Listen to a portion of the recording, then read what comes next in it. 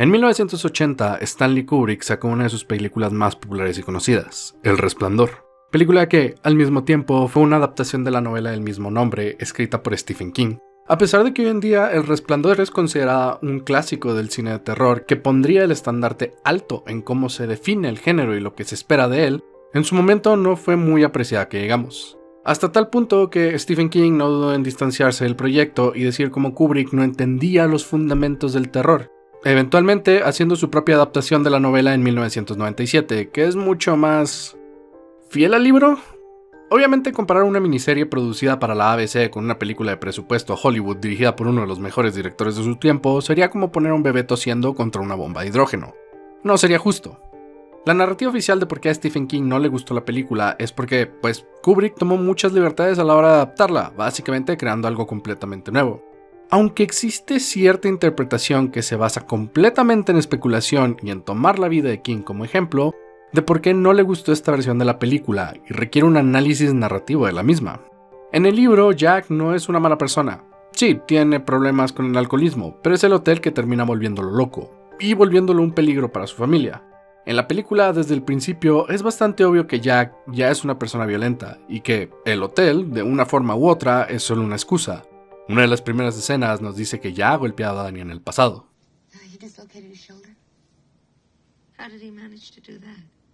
My husband had been drinking and grabbed his arm, to pull him away from him.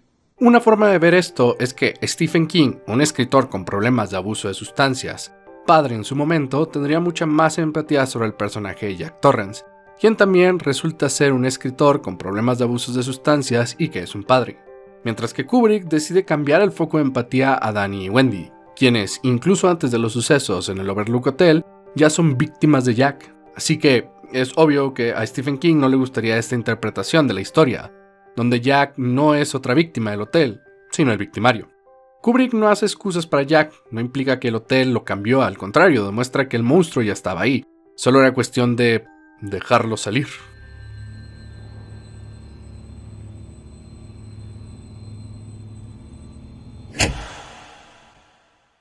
Los backrooms, ¿no? No creo tener que explicar nada de ellos. Si siguen en este canal probablemente tienen la misma playera que yo de "yo estuve ahí". Los backrooms, los espacios liminales, la hauntología, estas ideas de espacios perdidos entre el tiempo y la memoria. Ya hemos hablado de ellos en el pasado, vayan a ver el video que hice en su momento si no lo han hecho. A24 decidió hacer una película con Kane Pixels, quien hizo los cortos que se hicieron virales hace un par de años y ahora estamos aquí hablando de ello. Este video será un poco raro, no estoy acostumbrado a hacer cosas de películas muy recientes, mucho menos cuando aún están en el cine, así que disculpen si la mayoría del montaje es solo gameplay de myhouse.wat, igual lo iban a ver en otra pantalla mientras dibujan. Eso es lo más cercano que tenemos sin que las autoridades lleguen a mi casa y arrojen una granada para evitar que ponga una foto de la película que tomé a escondidas con mi celular.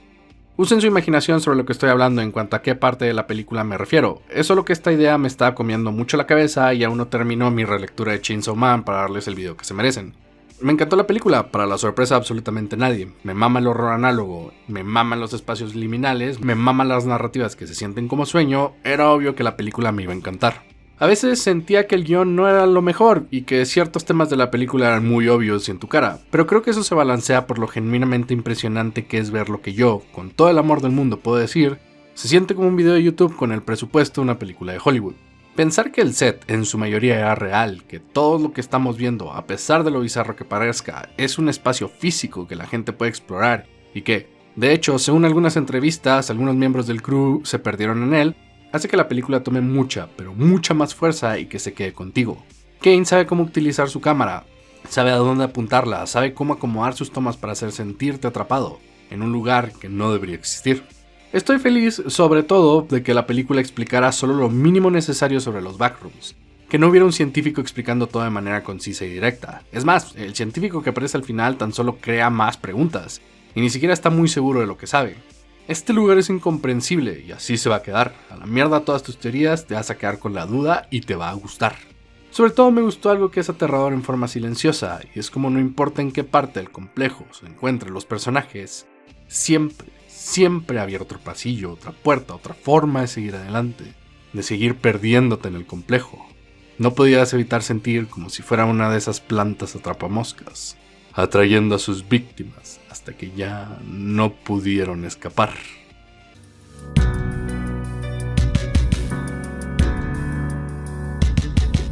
Antes de continuar, ¿recuerdan que hice un video sobre La casa que odia? Que habla mucho sobre House of Leaves, un libro muy raro. Creo que sería buena idea que vean ese video, o hayan leído Casa de Hojas, porque muchas de las cosas que voy a hablar a continuación no van a tener sentido al menos que hayan visto los backgrounds y mínimo sepan de qué se trata La Casa de Hojas. Porque por más raro que suene, siento que los Backrooms es una adaptación de La Casa de Hojas, o tan cercano como puede ser. Lo cual es raro porque Kane ha confirmado que no ha leído La Casa de Hojas, pero también, considerando que el chico es claramente fan del horror de internet, en especial del terror análogo y los espacios liminales, es imposible que no sepa de La Casa de Hojas, al menos por osmosis cultural. Incluso si no los ha leído, están en los huesos del género y es inseparable él mismo. Este género de terror es tan influenciado por House of Leaves que yo creo que Kane está en una situación donde el pez dice que no sabe lo que es el agua. Aunque para ser justos, no culpo a Kane por no haber leído el libro. A mí me tomó alrededor de 1 año y medio terminarlo bien, porque Dios mío es un libro que activamente pelea en tu contra para que lo entiendas y lo puedas digerir. This is not for you.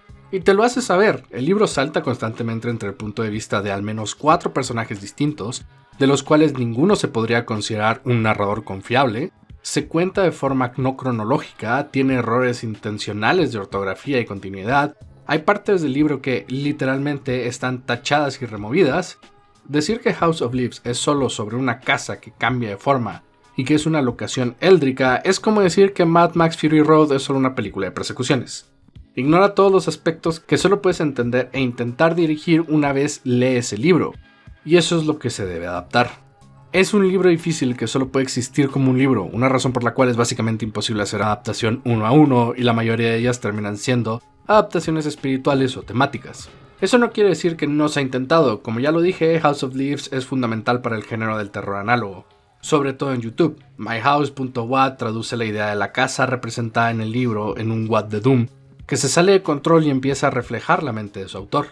Muchos videoensayistas somos unos mamones que nos encanta poner elementos crípticos en nuestros videos que hacen referencia al estilo narrativo del libro. Y por supuesto, Skinamarink era lo más cercano que había a House of Leaves hasta que salió la película de los Backrooms. ¿Qué es lo que vamos a hablar en este video? En parte, analizar la película de los Backrooms y cómo esto se puede interpretar como una adaptación u otra versión de House of Leaves, sobre todo en lo temático. Última advertencia, si no has visto la película o leído el libro, no vas a entender de lo que hablo.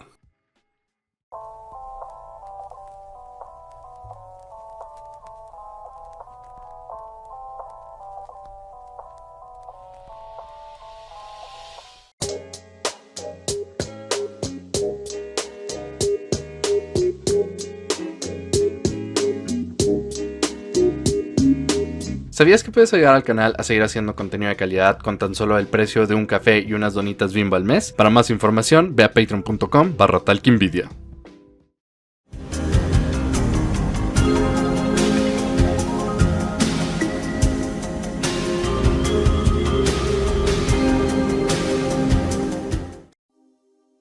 Cuando les decía que la película era muy obvia con sus temas y la forma en la que los presentaba, me refería a cosas como la tienda de Clark. El tema principal de la película son las memorias, lo fácil que se pueden difuminar, deteriorarse y cambiar y crear una idea difusa de un pasado que nunca existió. Pero más importante, de cómo obsesionarnos con ellas nos puede volver locos, atraparnos y dejarnos estáticos en momentos que, en perspectiva, no son tan buenos. Mucha gente se queja de que Kane es muy joven para recordar los 90, que existen muchos anacronismos en la película y que están contando una historia que no es suya. Pero yo creo que eso es lo que le da más sabor a la película. Mucho se habla de la nostalgia tóxica, de recordar el pasado como algo hermoso a lo cual queremos regresar. E incluso autores como Mark Fisher hablan de la hauntología, la idea de ser atormentados por un pasado inexistente, uno en el que nunca vivimos, donde es muy fácil imaginarse que un tiempo pasado fue mejor. Kane nos demuestra lo equivocado que estamos con esa idea que el pasado se ha ido. Cualquier intento de revivirlo será tan solo como los Backrooms, la copia de una copia de una copia, que va perdiendo fidelidad y que tan solo se vuelve algo que se parece al original, pero ya no es eso. La película lo explica a la perfección, con el ejemplo de intentar describirle a alguien a un perro que nunca ha visto uno y luego pedirle que lo dibuje. En cierta forma, no solo los Backrooms son así, sino toda la película. Kane intenta dibujar el perro sin saber cómo es, y el resultado es este sentimiento de ensueño que sigue incluso en las escenas de la vida real. Sabemos que nada de esto existe, que solo es un reflejo y que está completamente abandonado.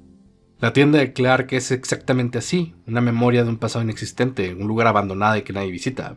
Es decir, en un punto de la película se implica que Clark ha estado vagando por los backrooms por días, si no es que por semanas, y cuando Mary va a buscarlo, la tienda está exactamente igual. No está cerrada, pero nadie se ha preocupado lo suficiente por ella como para visitarla. Ni siquiera hubo delincuentes que intentaron robar algo o causar vandalismo, solo existe. Es como si la tienda misma se hubiera vuelto parte del complejo. Mientras veía la película no podía dejar de pensar en lo parecido que Clark y Will Navidson, uno de los protagonistas de La Casa de Hojas, terminaron siendo. Por ejemplo, ambos son profesionistas en un área inherentemente creativa que por una u otra razón no pueden trabajar en dicha área.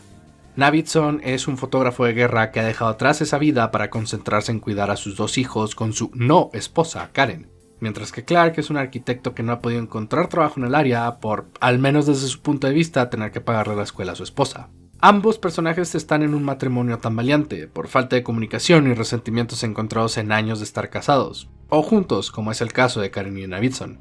Ambos son el foco de empatía de la historia, donde la cámara o la narrativa te hace querer ver sus historias como una en la que debes sentirte identificado y querer verlos triunfar. Y por supuesto, ambos los consume de una forma enfermiza los sucesos sobrenaturales con los que se encuentran. Navidson no puede alejarse del pasadizo en su casa, hasta el punto en que, en un momento, toma una bicicleta y un montón de cámaras y comienza su exploración, sin intención de volver. De la misma forma en la que Clark pasa cada vez más y más tiempo en el complejo, hasta que prácticamente vive en él, a pesar de saber muy bien dónde está la salida. La diferencia más grande entre estos dos personajes, creo yo, es que Navidson lo pierde todo por su obsesión con la casa. Su hermano muere, Karen lo deja, incluso si al final de la película vuelve con él e incluso se casan, pierde un ojo, una pierna y tiene quemaduras por todo el cuerpo debido a la hipotermia que sufrió dentro de la casa.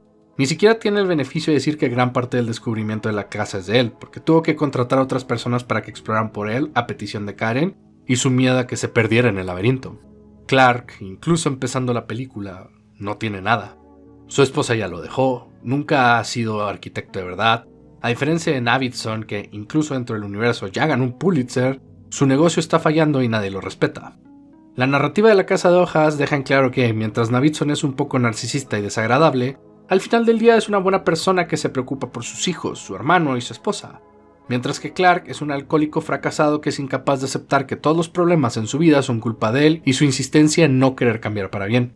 Incluso se implica, de forma nada sutil, que llegó a ser violento con su esposa. Si bien no queda 100% claro si la violencia fue física, es bastante obvio por la conversación con Mary que cuando se alcoholizaba era violento verbalmente con ella, y su incapacidad de tomar responsabilidad por sus acciones, excusado en que así es como estoy diseñado, es gran parte de la razón por la que está en el agujero que está.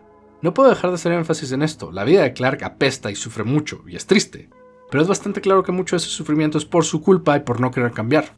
De la misma forma en que la película del Resplandor reinterpreta a Jack desde los ojos de vista de su hijo y su esposa, y le quita la empatía que el libro le guarda, las excusas que éste le crea, Backroom reinterpreta a Navidson en Clark, diciéndonos que lo que sea que hay en la casa, o en el caso de la película El Complejo, no despertó ni creó nada en Clark. Todo ya estaba ahí, todo era Clark. Y creo que eso es lo que vuelve a Clark un personaje mucho más trágico que Navidson, lo solo que está. Incluso antes de que descubriera el complejo, él ya vive en una liminalidad constante. Nadie va a su tienda, duerme solo, pocas veces lo vemos con otras personas y cuando lo hacemos es gente que está forzada a estar con él, como su terapeuta o sus empleados. Es decir, durante los créditos podemos ver todos los pósters de Se Busca, de las múltiples personas que se han perdido en el complejo y no vemos ni uno de Clark. Es un fantasma en la vida de los demás, incluso en vida. ¿Es tan raro que se sienta en casa en los backrooms? De cierta forma, el mundo exterior ya lo trata como si no existiera, o como si fuese solo una memoria.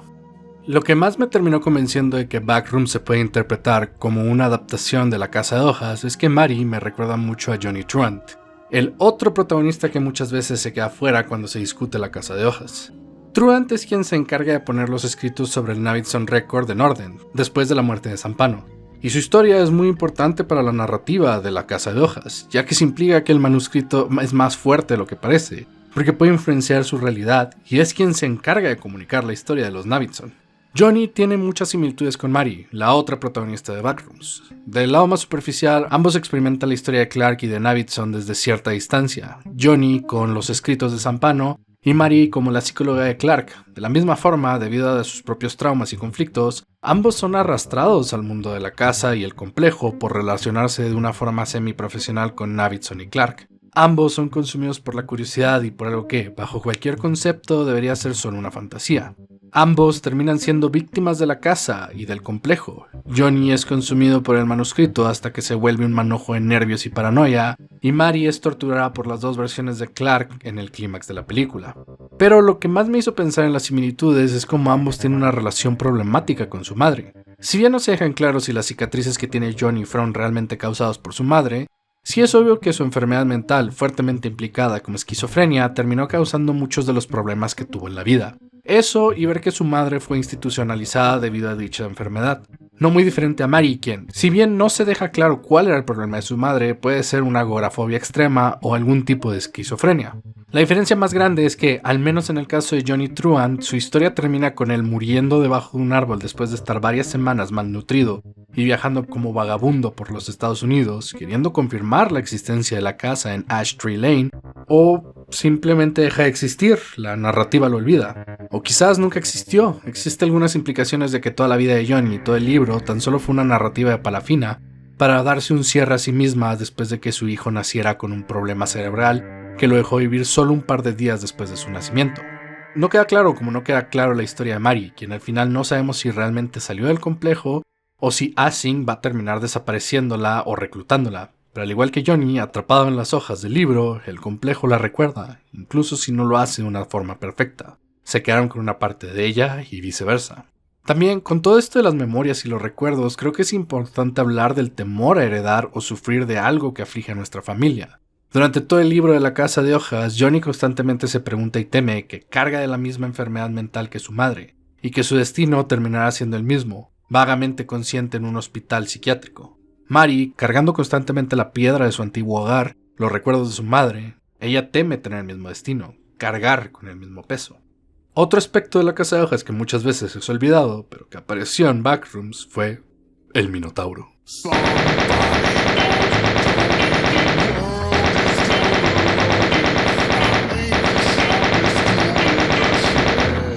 Realmente es imposible culpar a cualquier intento de adaptar La Casa de Hojas en no incluir al Minotauro, porque ni siquiera el libro lo incluye.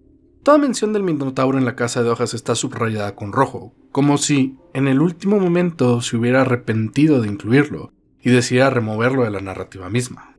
Cuando Johnny cree ver al Minotauro persiguiéndolo en la oscuridad, se deja bastante claro que solo era su imaginación, mientras se habla constantemente de un rugido y sonidos extraños dentro de la casa, y uno de los personajes del libro, Holloway, acepta el trabajo de explorar la casa precisamente porque cree que podrá encontrar y cazar al monstruo que hay dentro de ella. El Minotauro nunca aparece de forma física en los Navidson Records, y bien podría ser los movimientos de la casa los que hacen ese sonido. De hecho, Holloway se vuelve loco porque cree que el monstruo lo está persiguiendo y termina disparándole a sus compañeros de expedición, matando a uno de ellos e hiriendo de gravedad a otro. Y mientras algo termina matando a Holloway, algo que no es humano, nunca se dejan claro si en realidad era el Minotauro o simplemente los constantes y erráticos cambios de la casa que terminaron aplastándolo. Y es que La Casa de Hojas tiene una de mis interpretaciones favoritas del Minotauro.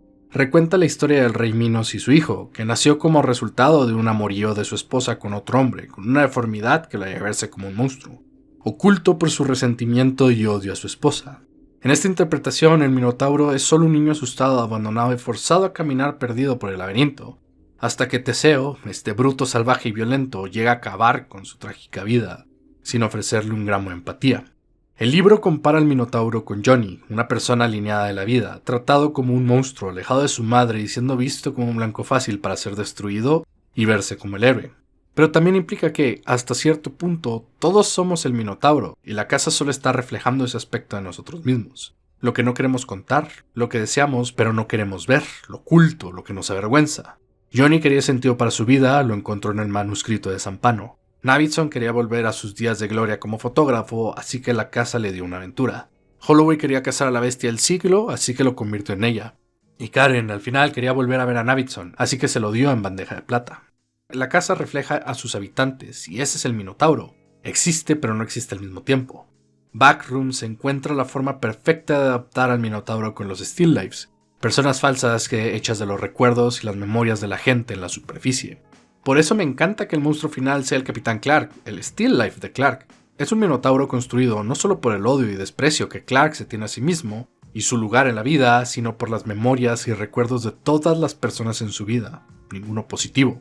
Es un monstruo porque todos en la vida de Clark lo ven como uno, incluido él mismo. De hecho, en el momento en que dice que no debe cambiar, que no hay necesidad, que simplemente es así como es él, el capitán termina asesinándolo de forma brutal. ¿Por qué? Porque ya no existe Clark, solo el capitán. Es él admitiendo que no tiene que cambiar significa que ahora solo existe una versión de sí mismo. Y es este monstruo que consume y destruye todo a su paso. Ya no existe nada de Clark, solo recuerdos y memorias distorsionadas, que poco a poco se van difuminando, hasta que no queda nada de él. Al igual que la Casa de Hojas, Backroom tiene un final agridulce. En la Casa de Hojas, Navidson y Karen se casan al final, y a pesar de que el trauma de la casa lo seguirá por el resto de sus vidas, y en el caso de Navidson, marcándolo en su cuerpo, deformado como el Minotauro de la interpretación de Zampano, es obvio que miran hacia el futuro y serán felices. Johnny desaparece de la narrativa, pero su última memoria es feliz, y se dice a sí mismo que todo estará bien. En los Backrooms, Clark muere, también sus empleados, el complejo se extiende y más gente se pierde. Es posible que Mary sea la siguiente en morir si Asing no encuentra algo para hacerla útil, pero al menos por el hecho de que Mary rompió la roca de su casa para liberarse del Capitán Clark, sabemos que ella podía hacer lo que los otros no lograron, escapar de las memorias, de los recuerdos y del complejo, elegir vivir en el presente y no dejarse consumir por la obsesión de un pasado que no existe. Queda la esperanza de que podemos no sucumbir a la nostalgia, e incluso si el complejo se queda con una parte de nosotros, no significa que tenemos que permanecer ahí, podemos seguir. Uno de esos videos que dices tengo que hacerlo o me va a explotar la cabeza. Y mientras no me vuelva loco por ver el circo digital, que lo haré en unos días después de escribir y grabar este video, el siguiente sí debería ser sobre Chainsaw Man, y luego ya retirarme para preparar todo lo de Desertoras. Que spoilers, probablemente todos los videos que siguen durante este año van a ser relacionados a algo de Desertoras, así que espero les guste la ciencia ficción, yo sé que sí. Talkinvidia es una realidad gracias a los exploradores que aparecen en pantalla. Si quieres ayudar como ellos a hacer que Talkinvidia siga teniendo la calidad que tiene hoy en día, puedes hacerlo en patreon.com/Talkinvidia o volviéndote miembro en YouTube, con lo cual tendrás beneficios exclusivos como ver los videos antes de que salgan. También recuerda que puedes ayudar directamente al canal y comprar cosas de Warhammer, pintura o Pokémon TCG en la página de Black Mesa, y puedes hacer donaciones unitarias en el enlace PayPal que aparece en pantalla o dando el botón de gracias que está en YouTube. Soy su anfitrión Dani Z, recuerda que esto no es para ti. Hasta la próxima.